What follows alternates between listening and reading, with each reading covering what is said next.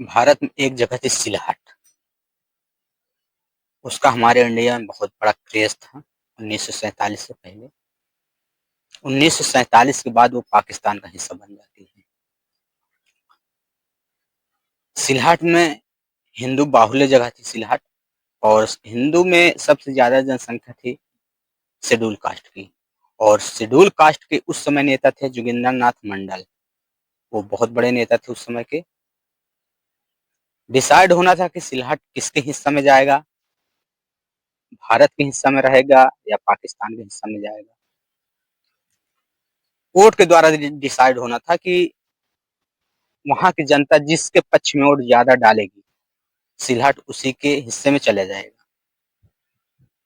Vote पड़ती है, जोगिंदर नाथ मंडल पाकिस्तान के पक्ष में वोट डलवाते हैं। वहां की जो भी जनता थी, हिंदू शेड्यूल कास्ट के जो भी लोग थे, हिंदू की जो वोट थी, जनरल कैटेगरी के लोगों की, ज्यादा से ज्यादा वोट पाकिस्तान के पक्ष में डलवाते हैं वोट, और कहते हैं कि हमारी जिन्ना से बात हो गई है, हम पाकिस्तान के साथ रहेंगे। वोट पड़ती है और सिलहट पाकिस्तान के पक्ष में चला जाता है, क्योंकि वहाँ के लोग, जनरल कैटेगरी के लोग और शेड्यूल कास्ट के लोग, सभी लोग जोगिंदर नाथ मंडल के कहने पर आकर पाकिस्तान के पक्ष में वोट डालते हैं।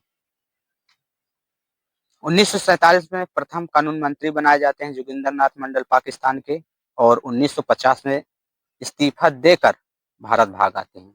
और जब उनसे पूछा जाता है कि आप क्यों आ गए वहां से, तो उन्होंने ये कहा कि वहां पे हिंदू बहन बेटियों के साथ जिस तरीके से दुष्कर्म और अत्याचार हो रहा है, इसलिए मैं इस्तीफा देके भाग आया, वहां रहने लायक जगह नहीं है। ठीक इसी प्रकार जोगिंदर नाथ मंडल अपने फायदा के लिए उन्होंने सोचा होगा कि हम तो पाकिस्तान के कानून मंत्री बनाए जाएंगे, हमको कानून मंत्री बना दिया जाएगा, इंडिया में हमारी दाल तो गलेगी नहीं।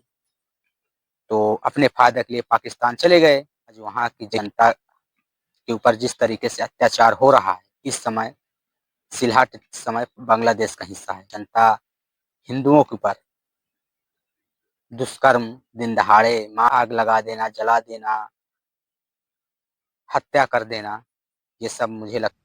हमको अपने देश के साथ रहना है, देश से अलग नहीं होना है, देश के खिलाफ आवाज नहीं उठाना है। हमें अपने कॉन्स्टिट्यूशन, अपने संविधान पे भरोसा रखना है। नहीं, जोगिंदर नाथ मंडल जो गलती किए हैं, अगर वैसी गलती हम कर बैठे तो हमारी नस्ल खराब हो जाएगी। मैं ये गारंटी के साथ कह सकता हूँ। हमें जात के नाम पे, धर्म के नाम पे भारत से दूर नहीं होना है। इस तरीके का मतभेद हमें नहीं करना है। हम भारत के साथ, अगर जरूरत पड़ी तो भारत के साथ जब तक जान रहेगी तब तक भारत के साथ रहेंगे, भारत के पक्ष में रहेंगे।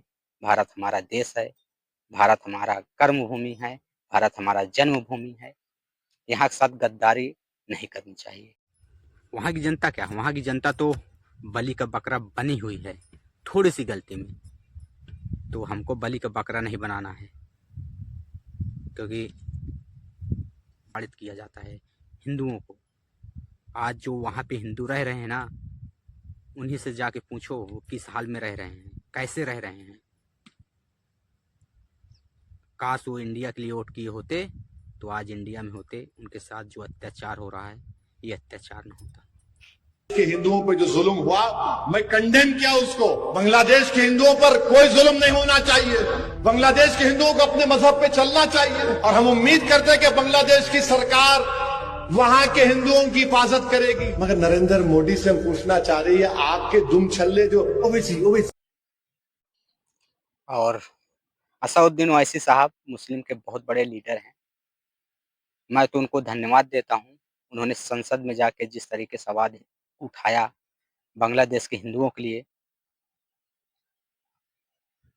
उन्होंने कहा कि हम बांग्लादेश के हिंदुओं के पक्ष में हैं, और वहाँ जो भी हिंदुओं के साथ हो रहा है उसकी हम कड़ी निंदा करते हैं।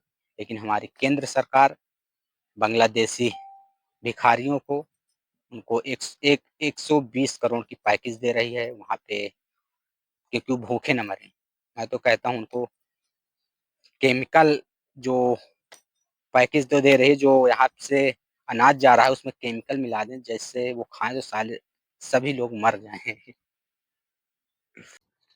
एक बात याद रखना, जोगिंदर नाथ मंडल जैसी गलती हमको नहीं करना है, क्योंकि जो अपने अतीत से नहीं सीख पाया, उसका वर्तमान खराब हो जाता है, और जो अपने वर्तमान से नहीं सीख पाया, उसका भविष्य खराब हो जाता है।